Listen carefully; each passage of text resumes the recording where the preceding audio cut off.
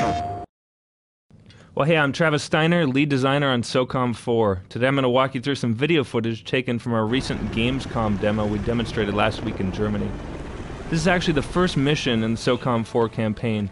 Here you see our main character, known as the Operations Commander. And those are two of the teammates you'll have in the campaign, Wells and Schweitzer. But sir, there's no activity of any kind in that area. Now on the left there we see 45. She's a member of the South Korean Special Forces unit who joins your fire team in a later mission. Here she's having an argument with Gorman. He is the intelligence officer who's overseeing all operations in the area. We really wanted to put a lot more focus on cinematic storytelling in this SOCOM. I think we've been able to pull off a great deal of fidelity while still keeping all of the cinemas real-time in-engine. The team here at Zipper and Sony have worked really hard on this, and I think it's really paying off. Yes. Dismissed. Now, as you can see, 45 has a little bit of trouble with authority. She's a bit of a wild card. Make sure you stab him with it. Ops Commander, on the other hand, is strictly down to business. He's focused on the mission and doing whatever it takes to get the job done. Scheduled to arrive for another 3 hours. I'll be honest with you, I'm not happy to see you here. Pray to God we don't need you. Were you briefed on the plane? Over 16 vessels have been hijacked within the last 10 months, including several vessels under contract to Clawhammer Security for protection. So on the Socom blog, someone once asked if the game will have any tie-ins to previous Socom titles. Some of you may remember Clawhammer from Socom Combined Assault and Fireteam Bravo 2. So they'll be making an appearance again in this Socom title. We're here to prevent that. Isn't that what Clawhammer's being paid to do? These private security firms can't get their shit together. They're pulling out before they lose any more money in the region. I've assembled a team for you outside. You've worked with Schweitzer and Wells before. How do you want to play this? Now Gorman's referencing the fact that the OPSCOM has been deployed to this area before. He has some darker moments from his past that he's not particularly proud of. You learn more on that as the campaign unfolds.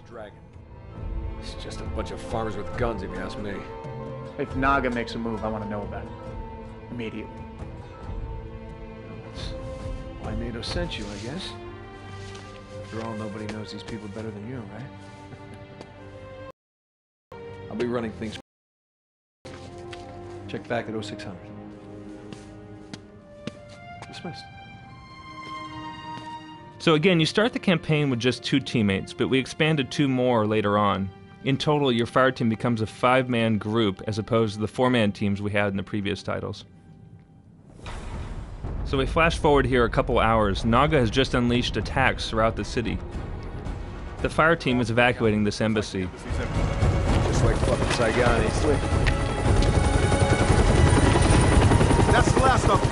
Copy that. Foreman, we're proceeding. Right off the bat, we wanted to kick things off with some exciting action. We'll still have missions where you sneak around the jungle and do more covert activities, but really wanted to start Socom 4 off with really a bang and just a level of intensity and action that we've never had in a previous mission. She went up in midair. That wasn't a crash, it was a hit. Damn it. It's also important for us in this first mission that we can maintain that level of intensity while still supporting a useful training mission. Now, in the previous games, obviously, we had the pop-ups that would stop all gameplay.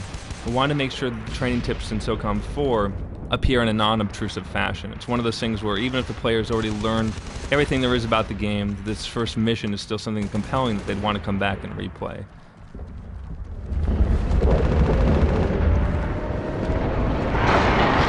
So here we have Naga forces storming the embassy grounds. You can throw grenades 2 different ways in Socom 4. You can either use a quick throw by just tapping the trigger button, or you can actually hold it down and generate a trajectory arc like we had in the previous titles. I think in most cases the quick throw works really well. You just simply point in a part of the environment and it will go where your reticle is pointing. But then for other situations, like maybe getting it through a window or getting on top of a roof, that's where the grenade arc really comes in handy. So here I'm going to leverage our new quick command, team command system. Right now I just have blue team with me, so I just simply tap D-pad left and it will order my teammates to move up ahead. Again, later on when you get gold team, you'll be able to use D-pad right to command them as well. D-pad down is used for canceling command, and then if there are no active waypoints, you can actually just order them to regroup by hitting D-pad down. So Obviously, as in all Socom titles, team commands are essential, they're important, but we wanted to really make sure we streamlined the command system this time around and made it quicker and easier to command your teammates under fire. And again, as we'll teach a minimal amount of team command usage in this mission, just really focus on the basics. But again, as the campaign unfolds, we'll get the player used to doing more complex tactics, such as, designating specific targets to take out, or even queuing up an attack on unsuspecting enemies. So there's other NATO units throughout the city. You just saw that some of the Naga forces there were engaging and took out some allied units. Here we're moving to Gorman's position at the command HQ. It's a mobile command trailer, and we're trying to support them as they're under attack.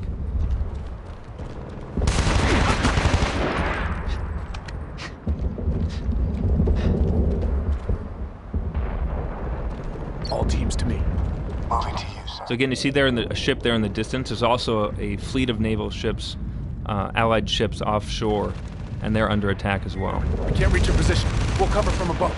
So down below there, you see NATO forces defending the mobile HQ, and then down below us, a little further, we're going to see some Naga forces led by an enemy commander initiating an attack and basically wiping them out. So this is where we'll teach the player how to zoom in with their weapon and take out enemies from longer range.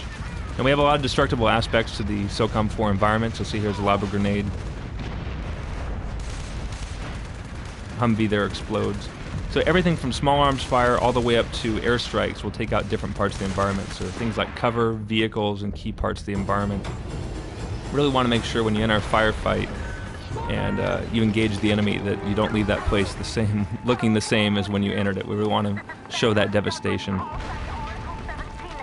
So okay, Gorman's trailer just got taken out. Ops Commander is now talking to Oracle, who is basically the new HQ in Socom 4. She's on board one of those NATO ships offshore that's also under heavy fire. Now the dynamic between the player and HQ is a little different in this game. HQ now is basically there to serve for giving intel, as opposed to actually giving you your mission orders. Since OpsCom is the commander, he's the one calling the shots in the field. He's the one that will be designating what the objectives are and how to proceed through the missions. And Oracle's there just to basically supply information. Something else I want to take a moment to mention is that the nationality of Ops Commander and the initial teammates in Socom 4 will change depending on the region you play the game from. So in Germany, for example, they'll be playing as German Special Forces. In total, we have 12 international forces representative. They'll include American, British, Spanish, German, Italian, Korean, Polish, Russian, Portuguese, Dutch, and French. Okay, so now we have some enemy armor to deal with. We obviously don't have any heavy weapons on us, so we're actually going to call in support from that missile frigate offshore. We're going to laze the target here, and you'll actually see the missile launch from the ship and come and attack the target. Looks like we missed the first one, so got to time it out.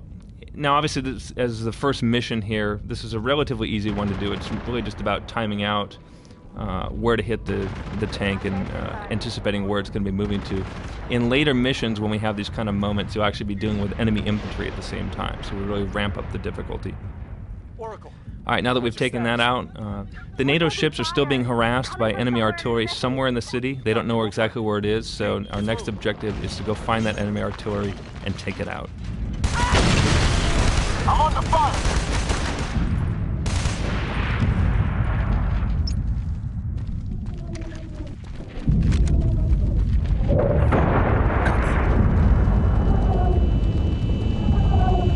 I mentioned the destructible objects. This is a great encounter to show that off. We're going to encounter an enemy rocket troop here, and I'm going to order my teammates ahead, basically as decoys here to take the incoming fire. And he's not falling for it. So, again, utilizing your teammates in Socom 4 is critical. This first mission will obviously make, a little easier than some of the later ones, but it really is key as the campaign progresses that you leverage your teammates tactically to beat the enemy, because they are much smarter and more effective than anything we've ever had before in a Socom game. We have all these realistic squad tactics that we're doing now, so it is essential that you leverage those quick teammate commands.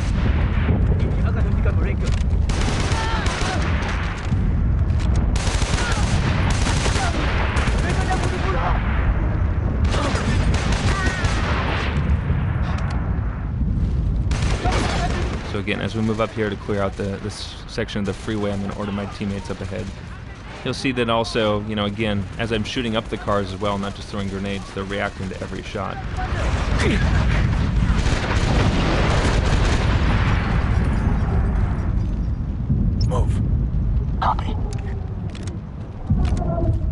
So again, a good tactic generally is to order your teammates to clear one side of the area, and then I'm going to proceed down the left-hand side.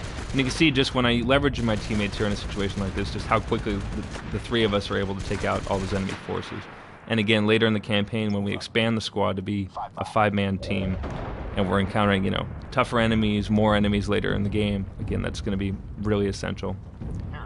So again, as we come up on this next area, I want to stress again just the level of interactivity and immersion that we're trying to pull off in these Socom 4 environments. Again, I mentioned trying to portray a level unlike anything we've ever done before, so it's not just from an action standpoint, but just the scale and the setting of the environment. This dense city war zone is something that we're very excited to kick off the campaign with. So down below here we have some enemies that don't yet know we're here. I'm going to leverage my teammates here and try and sneak up on them while I provide high ground support.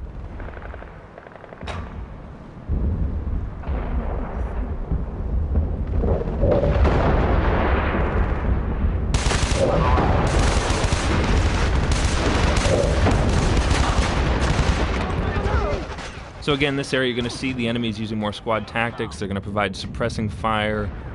Their commanders are ordering them to do things like bound up from cover to cover. That's basically where one group of enemies will move from one cover object while the other one lays down suppressing fire.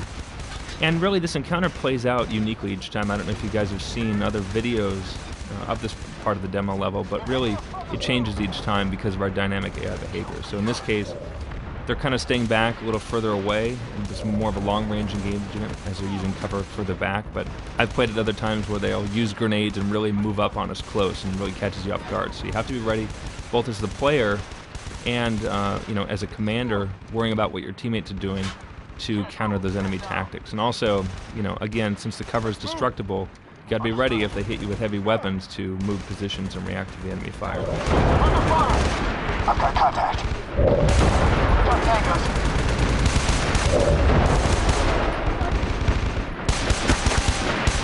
Hostile spotted.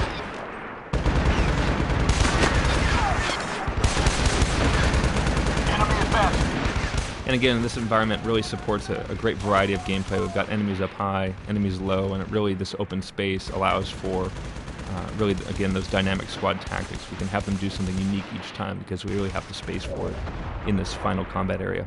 You can see the enemy artillery firing back there. I need to move in a little closer and get in range so I can laze the target for an airstrike.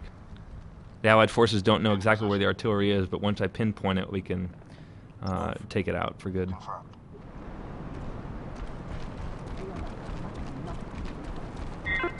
Commander, birds are in the air. Okay, now I'm in range. We got enemy reinforcements coming in. We got missile troops in there too, so I got to look out. They could take out my cover at any second here. You can see they just took out the cover, so I'm going to actually pull back and get in a more defensible position here where I can laze the target.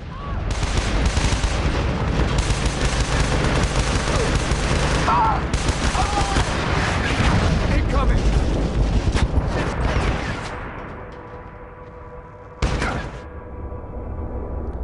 Okay, and that did the trick. We got Allied planes coming in to take out the target. Excellent targeting, Commander. And that's the end of the demo mission. So that's just a sample of the Socom 4 single player. In the final version of this level, you'll see some small differences, but in general, this is pretty close to what we'll have at launch. Thanks for watching, and make sure to check out the Socom blog for the latest info on Socom 4.